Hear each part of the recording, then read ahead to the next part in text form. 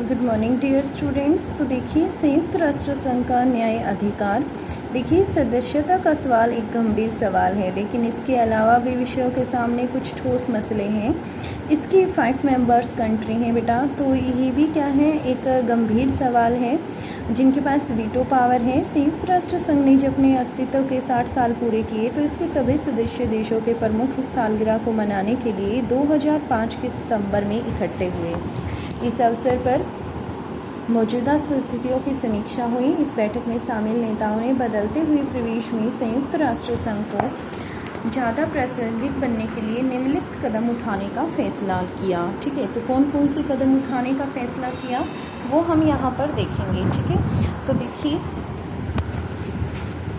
शांति संस्थापक आयोग का गठन किया जाए। यदि कोई राष्ट्र अपने नागरिकों को अत्याचारों से बचाने में असफल हो जाए तो विश्व बिरादरी इसका उत्तरदायी ले और इस बात की स्वीकृति। मानव अधिकार परिषद की स्थापना की जाए जो 2006 19 जून से सक्रिय भी है, और सहस्राब्दी विकास लक्ष्य को प्राप्त करने पर सहमति। हर रूप रीति के आतंकवाद की निंदा की जाए। एक लोकतंत्र कोष का गठन किया जाए और ट्रस्टीशिप काउंसिल न्यायशीलता परिषद को समाप्त करने की सहमति हुई थी। यह समझना कठिन नहीं है कि ये मुद्दे भी संयुक्त राष्ट्र संघ के लिए बड़े पेचीदा हैं। शांति संस्थापक आयोग को क्या करना चाहिए? दुनिया में बहुत से झगड़े चल रहे हैं, यह आयोग किसमें दखल दे? हर झगड़े में दखल देना क्या इस आयोग के लिए उचित अथवा संभव होगा? ठीक इसी तरह यह सवाल भी पूछा जा सकता है कि अत्याचारों से निपटने में विश्व बिरादरी की जिम्मेदारी क्या होगी? मानव अधिकार क्या है और इस बात को कौन तय करेगा कि किस स्तर पर मानवाधिकार उल्लंघन हो रहा है? मानवाधिकार उल्लंघन की दिशा में क्या कार्रवाई की जाए, इसे कौन तय करेगा? बहुत से देश अब भी विकासशील जगत का हिस्सा हैं। ऐसे में सतत विकास लक्ष्य में निर्धारित विकास संबंधी महत्वाकांक्षी लक्ष्यों को मानक बनाना कहाँ तक व्यवहारिक है? क्या आतंकवाद की कोई सर्वमान्य परिभाषा हो सकती है? संयुक्त राष्ट्र संघ लोकतंत्र को बढ़ावा देने में धन का इस्तेमाल कैसे करेगा? ऐसे और भी सवाल किए जा सकते हैं। संयुक्त राष्ट्र संघ में सुधार और अब भारत का जो रोल है उसके बारे में हम यहाँ पर देखेंगे।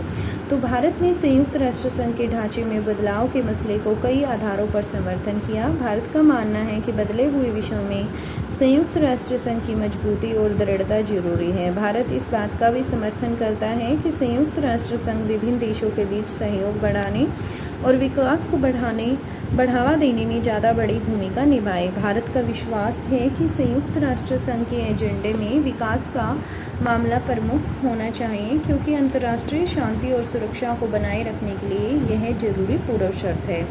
भारत की एक बड़ी चिंता जो है वह सुरक्षा परिषद की संरचना को लेकर है। जो उसकी संरचना की गई है उसको लेकर है। सुरक्षा परिषद की सदस्य संख्या स्थिर रही है, और जबकि संयुक्त राष्ट्र संघ की आम सभा में सदस्यों की संख्या खूब बढ़ी है। जैसे कि पहले 51 सदस्य थे और अब कितने हो गए हैं? पहले 51 थे जिस टाइम पे इसकी फॉर्मेशन हुई, अब इसमें 193 हो गए हैं। भारत का मानना है कि इसी सुरक्षा परिषद के प्रतिनिधित्व मूलक चरित्र की हानि हुई है। भारत का तर्क है कि परिषद का विस्तार करने पर ज़्यादा प्रतिनिधि मूलक होगी और उसे विश्व बिरादरी का ज़्यादा समर्थन मिलेगा। हमें यह बात ध्यान में रखनी चाहिए कि संयुक्त राष्ट्र संघ की सदस्य संख्या सन 1965 में 11 से बढ़कर 15 कर दी गई थी, लेकिन स्थायी सदस्यों की संख्या स्थिर रही थी। देखिए, जो अस्थायी सदस्य हैं उनकी संख्या 11 से बढ़कर 15 कर दी गई, लेकिन स्थायी बेटा पहले 5 थी और अब भी कितने हैं? 5 हैं। इसके बाद से परिषद का आकार जिस का तस बना हुआ है। यह भी एक तथ्य है कि संयुक्त राष्ट्र संघ की आम सभा में ज़्यादातर विकासशील सदस्य देश हैं, और इस कारण सुरक्षा परिषद के फैसलों में उनकी भी सुनी जानी चाहिए, क्योंकि इन फैसलों का प्रभाव उन पर ही पड़ता है। भारत सुरक्षा परिषद के अस्थायी और स्थायी दोनों ही तरह के सदस्यों की संख्या में बढ़ोतरी का समर्थक है। भारत के प्रतिनिधियों का तर्क है कि पिछले कुछ वर्षों में सुरक्षा परिषद की गतिविधियों का दायरा बढ़ा है। सुरक्षा परिषद के कामकाज की सफलता विश्व बिरादरी के समर्थन पर निर्भर है। इस कारण सुरक्षा परिषद के पुनर्गठन की कोई योजना व्यापक धरातल पर बननी चाहिए। मिसाल के लिए उसमें अभी की अपेक्षा ज़्यादा विकासशील देश होने चाहिए। आश्चर्य नहीं है कि भारत खुद भी पुनर्गठित सुरक्षा परिषद में एक स्थायी सदस्य बनना चाहता है। भारत विश्व में सबसे बड़ी आबादी वाला दूसरा देश है। यदि आबादी के अनुसार देखें तो दूसरा, और अकॉर्डिंग टू एरिया हमारा 7th। भारत में विश्व की कुल जनसंख्या का 1/5वां हिस्सा निवास करता है। इसके अतिरिक्त भारत विश्व का सबसे बड़ा लोकतंत्र भी है। भारत ने संयुक्त राष्ट्र संघ के लगभग सभी पहलकदमियों में भाग लिया है। संयुक्त राष्ट्र संघ की शांति बहाल करने के प्रयासों में भारत लंबे समय से ठोस भूमिका निभाता आ रहा है। सुरक्षा परिषद में भारत के स्थायी सदस्य की दावेदारी इसलिए भी उचित है क्योंकि वह तेजी से अंतर्राष्ट्रीय फलक पर आर्थिक शक्ति बनकर उभरा है। भारत ने संयुक्त राष्ट्र संघ के बजट में नियमित रूप से अपना योगदान दिया है और यह कभी भी अपने भुगतान से चुका नहीं है। भारत इस बात से आगाह है कि सुरक्षा परिषद में स्थायी सदस्य का एक प्रतीकात्मक महत्व हो। इससे भी पता चलता है कि किसी देश का अंतर्राष्ट्रीय मामलों में महत्व बढ़ रहा है। किसी देश को अपनी इस बढ़ी हुई हैसियत का फ़ायदा उसकी विदेश नीति में मिलता है। अगर आपकी एक शाख और ताकतवर देश के रूप में है तो आपका प्रभाव ज़्यादा होगा। भारत चाहता है कि वह संयुक्त राष्ट्र संघ की सुरक्षा परिषद में निषेधाधिकार उसको भी वीटो की पावर दी जाए, स्थायी सदस्य बनाया जाए। लेकिन कुछ देश सुरक्षा परिषद में भारत को स्थायी सदस्य बनाने का विरोध करते हैं। सिर्फ पड़ोसी पाकिस्तान ही नहीं जिनके साथ भारत के संबंध दिक्कत तलब रहे हैं, बल्कि कुछ और देश भी चाहते हैं कि भारत को सुरक्षा परिषद में वीटोधारी स्थायी सदस्य के रूप में शामिल ना किया जाए। मिसाल के लिए कुछ देश भारत के परमाणु हथियारों को लेकर चिंतित हैं। कुछ और देशों का मानना है कि पाकिस्तान के साथ संबंधों में कठिनाई के कारण भारत स्थायी सदस्य के रूप में अप्रभावी रहेगा। कुछ अन्य देशों का मानना है कि उभरती हुई ताकत के रूप में अन्य देश मसलन ब्राज़ील, जर्मनी, जापान और शायद दक्षिणी अफ्रीका को भी शामिल करना पड़ेगा, जिसका ये देश विरोध करते हैं। कुछ देशों का विचार है कि अगर सुरक्षा परिषद में किसी तरह का विस्तार होता है तो अफ्रीका और दक्षिण अमेरिका को जरूर प्रतिनिधित्व मिलना चाहिए, क्योंकि मौजूदा सुरक्षा परिषद में इन्हीं महादेशों की नुमाइंदगी नहीं है। इन सरोकारों को देखते हुए भारत या किसी और देश के लिए निकट भविष्य में संयुक्त राष्ट्र संघ की सुरक्षा का स्थायी सदस्य बन पाना मुश्किल लगता है। एक ध्रुवीय विश्व में संयुक्त राष्ट्र संघ देख लेते हैं।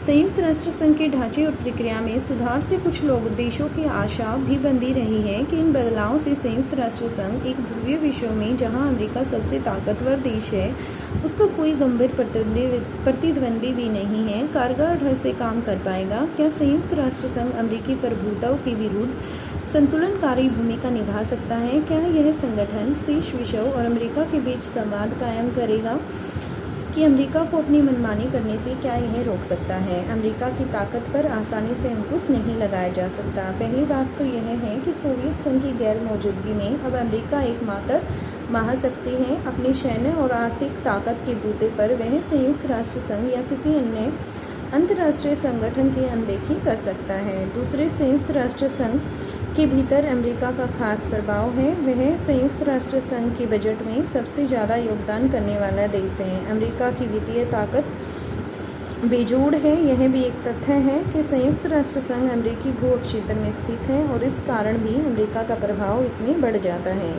संयुक्त राष्ट्र संघ के कई नौकरशाह इसके नागरिक हैं। इसके अतिरिक्त अगर अमेरिका को लगे कि कोई प्रस्ताव उसके तथा उसके साथी राष्ट्रों के हितों के अनुकूल नहीं है अथवा अमेरिका को यह प्रस्ताव न जचे तो वह अपने वीटो से उसे रोक सकता है। अपनी ताकत और निषेधाधिकार के कारण संयुक्त राष्ट्र संघ के महासचिव के चयन में भी अमेरिका की बात बहुत वजन रखती है।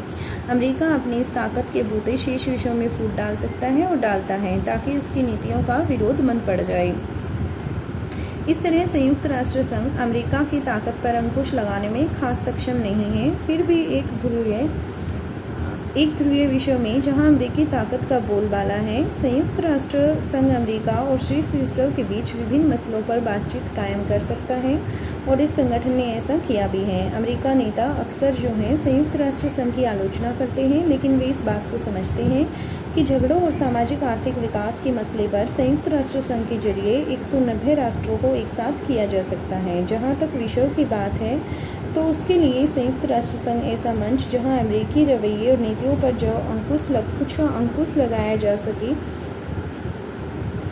जा सकता है। यह बात ठीक है कि वाशिंगटन के विरुद्ध शीर्ष विश्व शायद ही कभी एकजुट पाता और अमेरिका की ताकत पर अंकुश लगाना एक हद तक असंभव है, लेकिन इसके बावजूद संयुक्त राष्ट्र संघ ही वह जगह है जहां अमेरिका की किसी खास रवैये और नीति की आलोचना को सुनवाई हो। कोई बीच का रास्ता निकालने तथा रियायत देने की बात कहीं सोची जा सके। संयुक्त राष्ट्र संघ में थोड़ी कमियां हैं, लेकिन इसके बिना दुनिया और बदहाल होगी। आज विभिन्न समाजों और मसलों के बीच